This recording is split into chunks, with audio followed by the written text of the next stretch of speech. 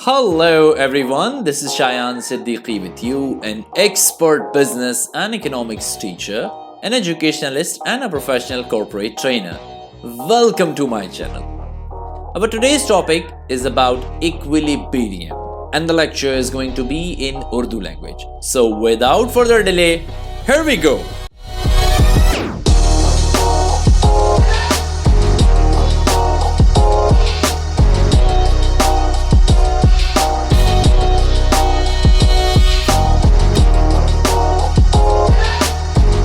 Welcome back. और आज का हमारा टॉपिक है इक्विलिब्रियम। जैसे कि मैंने ब्रेक पे जाने से पहले आपको बताया था, आपने शायद ऐसा ग्राफ इकोनॉमिक्स में ज़रूर देखा होगा जिसमें एक डिमांड कर्व है जो ऊपर से लेके नीचे की तरफ आ रहा है और एक सप्लाई कर्व होता है जो नीचे से ऊपर की तरफ जाता है।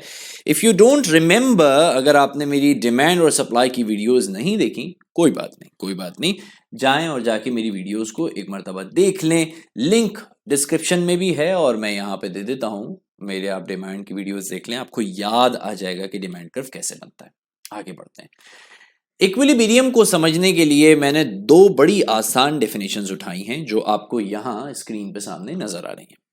पहली डेफिनेशन लिखी हुई है, the point where the demand curve intersects the supply curve. The point where the demand curve intersects the supply curve.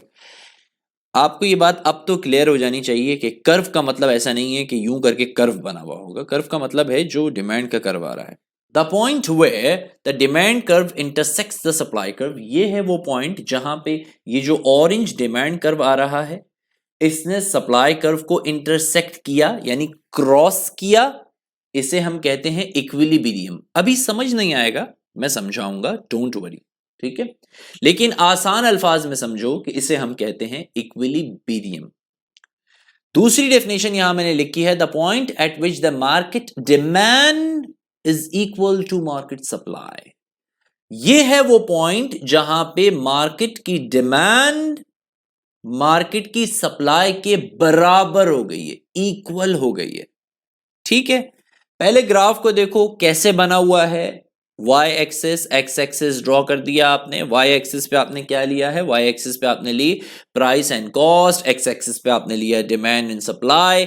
ये p डिनोट्स प्राइस को करता है और q क्वांटिटी को डिनोट करता है, ठीक है। अभी ये दोनों डेफिनेशंस मैंने आपको थियोरेटिकली समझाई हैं, लेकिन अभी आपको ये समझ नहीं आई होंगी। आई एम श्योर आ जाएंगी। आगे बढ़ूंगा, आपको सब समझ आएगा। चलिए जी, मूव करते हैं। अच्छा साहब, अब मैं इस टॉपिक को आपको बड़ी ही आसान रियल लाइफ एग्जाम्पल से समझाने की कोशिश करूंगा। मान लीजिए मेरा एक दोस्त है, उसने एक बर्गर की शॉप खोली, ठीक है। बर्गर की शॉप, उसने बर्गर की प्राइस रखी है $25 एक बर्गर, बहुत महंगा है। जब उसने बर्गर की प्राइस $25 रखी तो उस वक्त बर्गर जो सेल आउट हो रहे थे वो थे सिर्फ 5। कितने? ये देखिए, सिर्फ कितने सेल आउट हो रहे हैं? 5। ओके, प्राइस कितनी है? $25। द क्वेश्चन इज कि यहां पे ये जो लाइन ऑरेंज वाली ऊपर से नीचे की तरफ आ रही है, इसे हम कहते हैं डिमांड कर्व। और हमने जो डिमांड का लॉ पढ़ा था, इफ यू रिमेंबर, उसमें हमने पढ़ा था कि whenever the price of any commodity increases it's quantity demanded decreases. तो प्राइस ज्यादा है, प्राइस कितनी है जी? 25, ठीक है। प्राइस ज्यादा है तो डिमांड बहुत कम हो गई, कितने पे आ गई? 5 पे। क्लियर होगी बात। लेकिन सप्लाई का लॉ ये कहता है कि whenever the price of any commodity increases its quantity supplied also increases। क्योंकि सप्लायर का रेवेन्यू, उसका प्रॉफिट बढ़ता है, वो मोटिवेट होता है, वो अपनी सप्लाई बढ़ा देता है। तो यही हमें इस ग्राफ में यहां नजर आ रहा है। क्या नजर आ रहा है कि $25 जो कि बहुत ज्यादा प्राइस थी, उसके ऊपर सप्लाई पीछे से ज्यादा आ रही है और डिमांड उस पर कम है, लोग खरीदने को तैयार नहीं है, ठीक है। अब जो मैं ये आपको कॉन्सेप्ट समझा रहा हूं वो इसलिए समझा रहा हूं ताकि आपको ये समझ आए कि हम इक्विलिब्रियम पॉइंट तक, ये जो इंटरसेक्शन पॉइंट है, हम यहां तक पहुंचते कैसे हैं। तो मैं इसको आसान सी एग्जांपल से आपको समझाने की कोशिश कर रहा हूं। मेरी मुलाकात हुई मेरे दोस्त से, मैंने कहा तुम पागल हो गए हो, तुमने $25 का बर्गर रखा हुआ है, कोई नहीं खाएगा, इस प्राइस को कम करो क्योंकि तुम्हारा डिमांड और सप्लाई का बहुत बड़ा गैप है, ठीक है। वो कहता अच्छा क्या करूं? मैंने कहा कम करो। अब वो उसने गलती क्या की, उसने प्राइस को बहुत ही कम कर डाला और उसने प्राइस रख दी $5। $25 से गिरा के वो ले आया किस पे, $5 पे। अब उल्टा हो गया। अब जब उसने $5 प्राइस रखी तो $5 प्राइस में क्या हो रहा है कि डिमांड तो बढ़ गई, लोगों ने एकदम जंप लगाई, लोगों ने बोला भाई बर्गर की कीमत कम हो गई, $25 का था $5 का हो गया, तो 25 बर्गर बिकना शुरू हो गए। मगर पीछे से सप्लाई बहुत कम हो गई, सप्लाई वालों ने हाथ रोक दिया, उन्होंने बोला भैया हमें तो फायदा ही नहीं हो रहा, हम तो नहीं आपको सप्लाई कर रहे। अब नया मसला खड़ा हो गया, सप्लाई कम डिमांड ज्यादा, प्राइस कम है। अब ऐसी प्राइस निकालनी है जिसपे के मार्केट क्लियरिंग हो जाए। ये जो मैंने लफ्ज यूज किया ना यहां पे मार्केट क्लियरिंग का, इसके लिए मेरे पास रिक्वेस्ट आई थी कि सर मार्केट क्लियरिंग समझाएं, मार्केट क्लियरिंग समझाएं। तो वो मैं अभी आपको समझाता हूं, वो इक्विलिब्रियम में ही है और बड़ा लोग रॉकेट साइंस करके समझाते हैं, मैं बड़ा आसान करके आपको समझाऊंगा, अभी आपको समझ आ जाएगा। अब वो कहता है क्या करूं, वो थोड़ी सी अपनी प्राइस को बढ़ाता है। फॉर एग्जांपल वो $5 से बढ़ाता है प्राइस को, $10 पे ले आएगा। यहां पे जब वो $10 पे लाएगा तब भी एक गैप आप देखेंगे, ये देखें अगर मैं इसको ऐसे लगाता हूं तो भी आपको नजर आएगा कि एक गैप अभी भी बना हुआ है, अभी भी इक्विलिब्रियम पॉइंट तक नहीं पहुंचा। 5 से उसने $10 तो कर लिया, लेकिन डिमांड और सप्लाई का गैप स्टिल है। एक प्राइस ऐसी आती है जहां पे वो इक्विलिब्रियम को टच कर जाता है। $15 जैसे ही उसने प्राइस की, पहले 25 थी, फिर उसने गिरा के 5 कर दी, फिर थोड़ी बढ़ाई 10 कर दी मिसाल के तौर पे, फिर वो $15 उसने प्राइस की, तो $15 वो प्राइस है जहां पे मार्केट इक्विलिब्रियम को टच कर गई। इक्विलिब्रियम क्या कि इस प्राइस पे यानी इस $15 पे कंज्यूमर खरीदने को तैयार, सप्लायर सप्लाई करने को तैयार। $15 पे 15 बर्गर आपके सेल आउट हो जाएंगे। 15 बर्गर की सप्लाई आई, 15 बर्गर लोगों ने खरीदे, अल्लाह अल्लाह खैर सल्ला। इसे कहते हैं equilibrium point, the point where the demand is equal to supply, number one.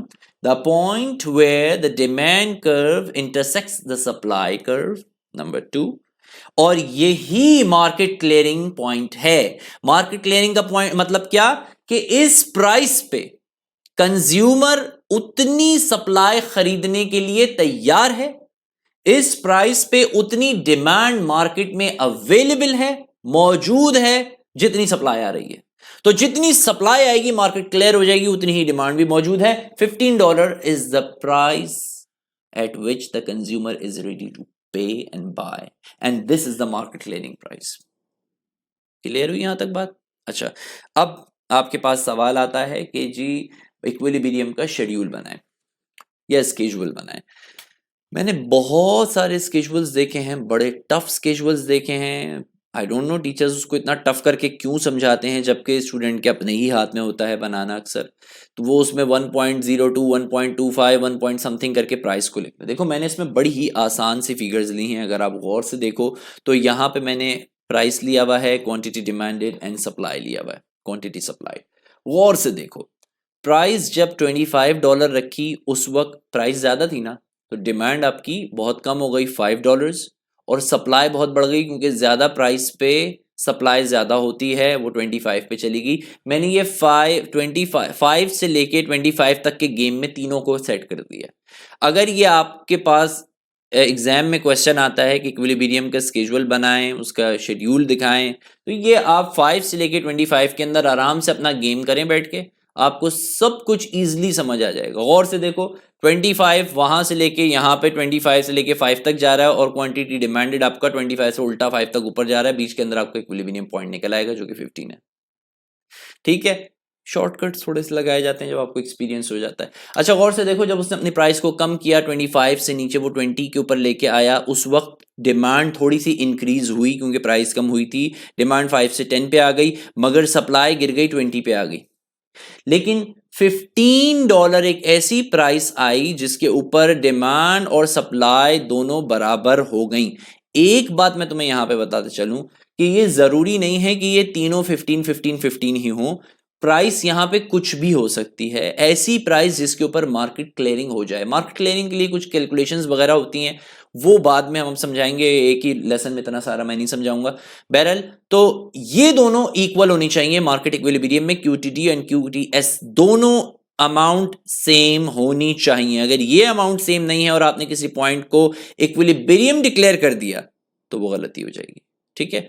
अब मिसाल के तौर पे अगर वो अपनी प्राइस को थोड़ा सा कम करता है, वो कहता है चलो यार 15 से नीचे करके देखता हूं, मैं 10 करता हूं, तो वहां पे भी गलती हो जाएगी, वहां पे भी एक स्टेट आ जाएगी जिसे कहते हैं डिसइक्विलिब्रियम। वो आगे की वीडियोस में मैं आपको समझाऊंगा। वहां पे क्या होगा कि QTD आपका 20 हो जाएगा, यानी डिमांड ज्यादा फिर सप्लाई कम। तो बेहतर ये है कि आप इसी पे रहें, $15 पे रहें, ये इक्विलिब्रियम का पॉइंट है। यहां तक बात क्लियर हो गई, आगे बढ़ते हैं। अब जनाब मैं जो आपको चीज समझा रहा हूं वो है, थोड़ा सा इसको और डिटेल्स में हम समझते हैं इक्विलिब्रियम को। इक्विलिब्रियम को बेसिकली स्टेट ऑफ रेस्ट भी कहा जाता है। स्टेट ऑफ रेस्ट का मतलब क्या है? एक ऐसा पॉइंट जिसपे रेस्ट किया जा रहा है, हर चीज ठहरी हुई है।